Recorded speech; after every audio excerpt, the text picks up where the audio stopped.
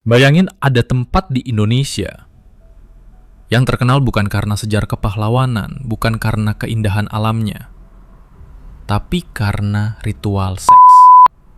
Katanya sih pesugihan, tapi bentuknya tidur dengan orang asing malam-malam di puncak bukit. Kedengeran kayak cerita horor dan aneh? Sayangnya ini bukan cerita, ini nyata. Dan tempat itu bernama Gunung Kemukus. Setiap langkah tidak selalu meninggalkan jejak. Setiap jejak tidak selalu berasal dari langkah yang nampak. Hello, selamat datang di Lampatilam. Gunung Kemukus, yaitu gunung yang berada di Sragen, Jawa Tengah. Di balik bukitnya yang sunyi, tenang, dan indah, tersimpan kisah kelam yang diwariskan secara turun-temurun. Dulu, konon, seorang pangeran bernama Pangeran Samudro, anak dari Raja Majapahit, jatuh cinta pada ibu tirinya sendiri, yaitu Nyai Ontrowulan. Hubungan mereka tentu saja dianggap terlarang. Mereka diusir angkat kaki dari Majapahit dan akhirnya melarikan diri, hingga bersembunyi di gunung ini, Gunung Kemukus. Mereka tidak pernah menampakkan batang hidung mereka kembali di tanah Majapahit. Di sanalah mereka wafat, di satu tempat, di satu makam bersama. Dan sejak saat itu, makam mereka diyakini sebagai titik awal ritual pesugihan yang tak lazim. Seks sebagai alat pemanggil rezeki. Kenapa bisa? Mari kita bahas. Yap, benar, kamu sama sekali nggak salah dengar. Di Gunung Kemukus ini, ritual pemanggil rezeki ini dilakukan dengan berhubungan badan. Tapi nggak boleh dengan pasangan sah. Bahkan justru harus dengan orang asing. Dan ini bukan hanya sekali. Untuk benar-benar dianggap manjur, ritual harus dilakukan sebanyak 7 kali. Dengan 7 orang berbeda dalam waktu 7 malam Jumat Pon berturut-turut. Syaratnya sangat jelas. Harus kenalan mendadak di tempat, harus spontan atau tidak boleh direncanakan sebelumnya. Harus percaya akan kemanjurannya, dan harus selesai. Katanya sih setelah itu dagangan bakal laris, usaha lancar, karir naik, pokoknya semua yang berhubungan dengan rezeki, uang, dan hal-hal duniawi lainnya akan melesat naik. Tapi yang sangat sering kali nggak disebut, yaitu banyak yang setelah melakukan ritual tersebut, justru kehidupannya malah aneh. Ada yang jatuh sakit, ada yang kehilangan arah, linglung, ada yang katanya ditagih oleh penunggu. Lantas, bagaimana dengan pemanggilan rezekinya yang datang ke sini?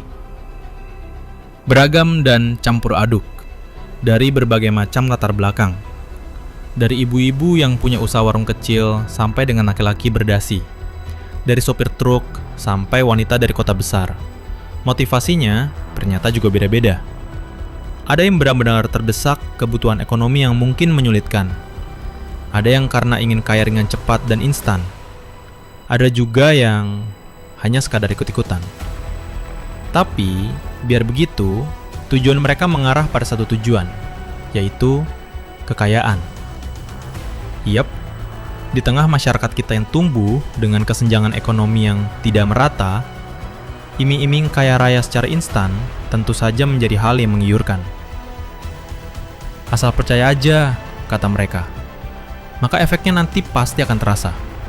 Yang bikin makin gelap adalah, di sekitar kawasan ritual tersebut juga tumbuh ekosistem bayangan. Berbagai pedagang dupa dan bunga, para pengemis yang katanya bisa bantu ikut doain, dan bahkan muncikari terselubung. Ritual ini bukan sekadar kepercayaan, tapi sudah jadi sistem ekonomi kecil yang jalan sendiri. Pada tahun 2014, media Australia membuat dokumenter berjudul Sex Mountain. Dunia pun heboh, pemerintah lokal tersentak. Dalam waktu yang singkat, Gunung Kemukus mulai ditutup, ritual dilarang, aparat mulai patroli.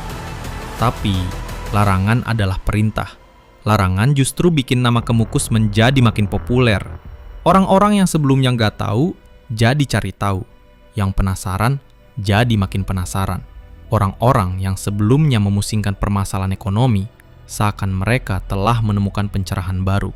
Datanglah ke Gunung Kemukus, maka berbagai kesulitanmu tentang ekonomi akan dibayar tuntas. Sampai hari ini, aktivitas ritual itu masih berlangsung. Tidak terang-terangan, tapi tetap ada. Ya, ini adalah ironi yang kadung bersatu dengan tradisi. Dengan dilatar belakangi cerita mistis yang panjang dari zaman ke zaman, kepercayaan akan hal itu tidak akan benar-benar padam. Gunung Kemukus masih dicari oleh mereka yang merasa putus asa oleh ekonomi. Di malam Jumat Pon, bukit itu tidak pernah benar-benar sunyi. Dan sekarang yang jadi pertanyaannya adalah, apakah Gunung Kemukus itu benar-benar tempat yang sakral atau sekedar prostitusi yang dibungkus mistik? Beberapa orang yang memang pernah ke sana bilang mereka benar-benar merasakan sesuatu, mimpi-mimpi aneh, suara tanpa wujud, atau aura berat di sekitar makam. Tapi ada juga yang menganggap semuanya cuma akal-akalan, eksploitasi budaya dan kepercayaan demi uang. Namun yang pasti, eksistensi Gunung Kemukus sebagai tempat memuja dan mencari keduniawian benar adanya.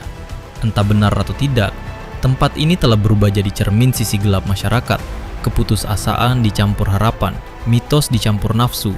Berbagai faktor memang turut mempengaruhi mengapa masyarakat tetap percaya dan mengamini tua dari Gunung Kemukus ini. Di antaranya, kuatnya kepercayaan masyarakat akan cerita mistis yang mendukung kegiatan di gunung ini, ketidaksabaran dan keputusasaan yang mendukung hasrat yang kuat agar cepat kaya, serta cerita-cerita tentang hasil yang sesaat akan mereka dapatkan. Ritual ini hidup karena orang merasa tak punya jalan lain, dan kadang itu yang paling menyeramkan, ketika keyakinan lahir dari keputusasaan, bukan dari iman dan keyakinan. Jadi, percaya atau enggak, itu pilihanmu. Tapi, Gunung Kemukus tetap berdiri, dan malam Jumat Pon akan terus datang. Apakah tempat ini sakral, sesat, atau sekadar simbol ironi budaya? Hanya satu yang pasti, gelap bukan berarti tak ada cahaya. Tapi di Kemukus, kadang cahaya itu datang dari lilin yang menyala di atas makam. Subscribe Lampat Ilham, karena di balik cerita gelap, selalu ada sesuatu yang layak dikuak. Bagaimana menurutmu? Apakah kamu tertarik untuk mencoba ke sana? Tulis di kolom komentar ya. Oke, kita telah sampai di ujung video. Kami ucapkan terima kasih sama teman-teman semua yang sudah menonton video kali ini sampai habis. Jika ada yang harus ditambahkan dari kami, masukan dari teman-teman sangat berarti. Jadi, mau bahas apa kita selanjutnya? Tulis di kolom komentar ya. Jangan lupa klik like dan subscribe. Sampai jumpa di video Lampat Ilham selanjutnya. Permios!